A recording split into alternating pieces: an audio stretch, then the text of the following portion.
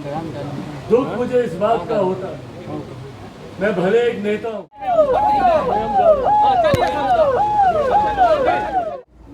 क्यों नहीं अभी तक यहाँ पे पुल का निर्माण किया गया। और पुल तो फिर भी एक कदम बाद में आता है। जिस कारण से यहाँ के लोगों को नदी पार करनी पड़ती है, उस कारण को क्यों नहीं हल किया गया?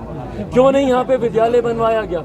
क्यों बच्चे उस तरफ जाते हैं? नमस्कार, आप देखना शुरू कर चुके हैं फर्स्ट लुक बिहार में, आपके साथ निजाम समीर। देखिए, इस वक्त मौजूद है बेनीबाद के मधुरपट्टी जो घाट है, जहाँ पर बीते दिनों घटना हुई थी। जो स्कूल जाने क्रम में बच्चे एवं पुरुष थे, जो बीच नदी में रस्सी टूट जाती है, जहाँ पर 12 जो बच्चे हैं गायब हो गए हैं, जिसमें से 5 बच्चे को बरामद कर ली गई है। आज सुबह में सुष्मिता नामक जो बच्ची थी, जो युवती लगभग 16 साल की, उसको शव को बरामद कर लिया गया। और मौके वारदात पर आज राष्ट्रीय अध्यक्ष जो है एलजेपी चिराग पासवान पहुंचे थे। नीतीश कुमार को जमकर घेरा है और क्या कुछ बोल रहे हैं नीतीश कुमार को लेकर, पहले वो सुनिए।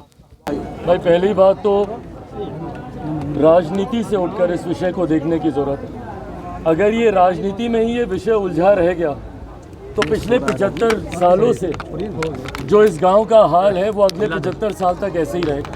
और ऐसे ही हमारे बच्चे नाव में बैठकर सवार होकर उस तरफ जाते रहेंगे और आए दिन हादसे होते रहेंगे। ये कोई पहला हादसा नहीं है। और भगवान ना करे, पुल बनने से पहले अगर कोई और हादसा होता है तो कोई राजनीतिक दल, कोई नेता अपने आप को कभी माफ़ नहीं कर पाए। ये यकीनन मेरे मुख्यमंत्री की संवेदनहीनता है।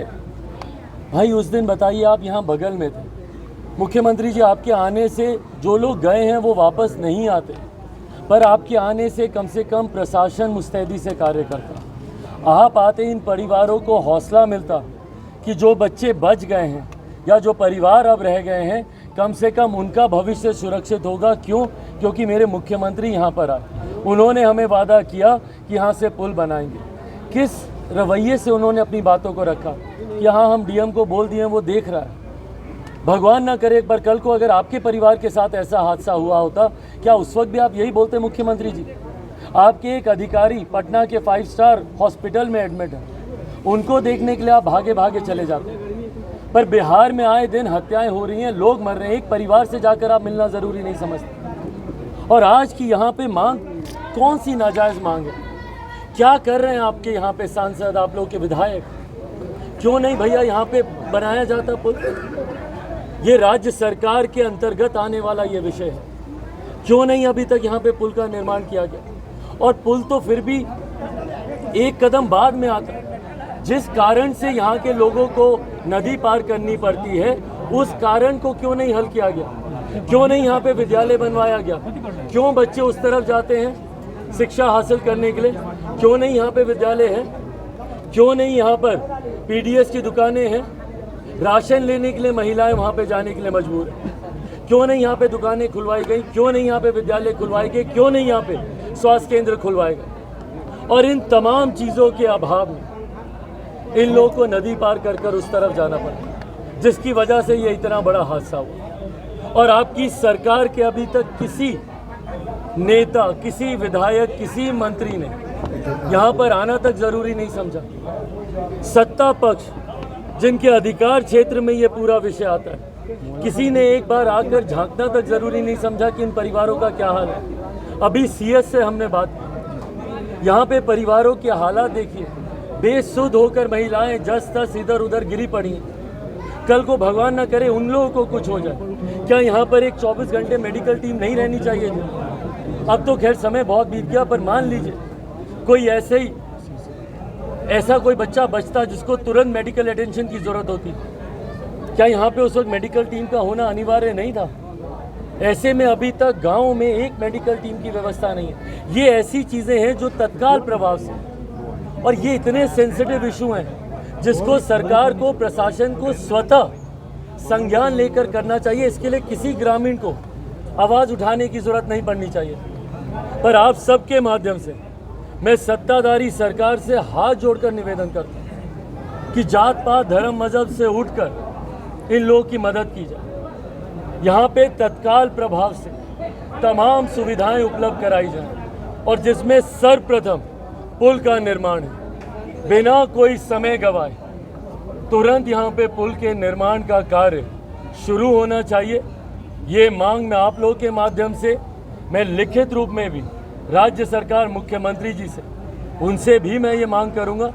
और साथ ही में जितनी वैकल्पिक व्यवस्थाएं यहाँ पर हो सकती हैं, तुरंत यहाँ पे राशन उपलब्ध हो उसकी व्यवस्था कराई जाए, स्वास्थ्य केंद्र की व्यवस्था कराई जाए, उच्च विद्यालय की व्यवस्था यहाँ पर कराई जाए। और सबसे पहले जितने पीड़ित परिवार हैं उनको यहाँ पे हर संभव राहत दी जाए। एक परिवार में बूढ़ी माँ है, 3 छोटे छोटे बच्चे हैं और एक विधवा है, 4, जो कि शायद संभवतः ठीक से चीज़ों को समझ भी नहीं पा रही कि क्या हो रहा है उनके साथ। उस परिवार के खाने कमाने वाला व्यक्ति चला गया। सोचिए कैसे अगले दिन के राशन का अब ये लोग इंतज़ाम करेंगे। तो कम से कम जो राहत सरकार के द्वारा मिल सकती है, पेंशन के माध्यम से हो, अलग अलग योजनाओं के माध्यम से हो। अभी मैं भी डीएम साहब से बात करूंगा, उनसे भी तमाम इन चीज़ों का आग्रह मौखिक लिखित दोनों करूंगा। पर साथ ही में आप लोगों के माध्यम से भी मैं राज्य सरकार से ये मांग करता हूं कि तत्काल प्रभाव से जो राहत दी जा सकती है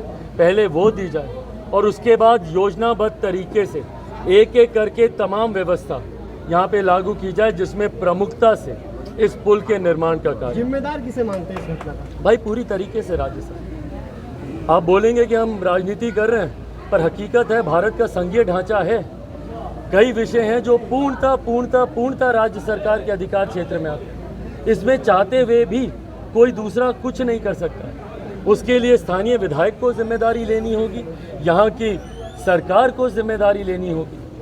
पुल पुलिया का निर्माण इन्हीं लोगों को ही करा कर देना होगा, और ये व्यवस्था राज्य सरकार तत्काल प्रभाव से 50 घंटे हो चुके हैं, लेकिन अभी भी मौत की सवारी पर जारी है। नाव से मौत की सवारी अभी भी हो रही है। क्यों? क्योंकि इनके पास कोई विकल्प नहीं है। भाई क्या करेगा? जान हथेली पर लेकर अभी भी लोग नदी से इस पार उस पार जाने के लिए मजबूर हैं। क्या करेंगे भाई? इतना बड़ा हादसा होने के बावजूद ये लोगों की मजबूरी है, और मजबूरी का फ़ायदा यहाँ का प्रशासन और सरकार उठा रही है। ये मजबूरी पे हंसना ही हुआ ना, जब उस दिन मुख्यमंत्री बोलते हैं कि डीएम को बोल दिया वो देख रहे। क्या था ये? आप लोगों की मजबूरी का फ़ायदा उठा रहे। यही इस वक्त चुनाव होता, या यहाँ पर आप बोल दीजिए कि भैया विपक्षी दलों की बैठक इसी गांव में होगी। देखिए कैसे नंगे पांव दौड़े दौड़े मुख्यमंत्री जी आए। पटना में मरीन ड्राइव का दावा होता है कि खूबसूरत बना दिया गया, लेकिन ग्रामीण क्षेत्रों का हाल ऐसा ही है। बिहार के गांव से बिहार की सरकारों को कोई लेना देना नहीं।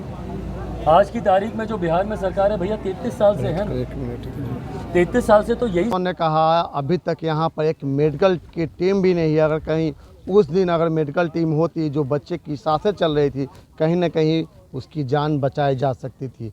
और जो नीतीश कुमार को लेकर और जो शिक्षा मंत्री है उसको भी लेकर चिराग पासवान ने निशाना साधा है और कहा से जो शिक्षा मंत्री है सिर्फ जाति धर्म की बातें करते हैं और दूसरे के धर्मों के बारे में गलत बातें करते हैं। अगर ऐसे होते सच्चे अगर होते तो यहाँ पर आकर यहाँ के जो मृतक बच्चे हैं उनसे ज़रूर मिलते। तो ऐसे ही खबरों के लिए हमारे साथ बने रहे। यूट्यूब चैनल को सब्सक्राइब करें, फेसबुक पेज को लाइक करें।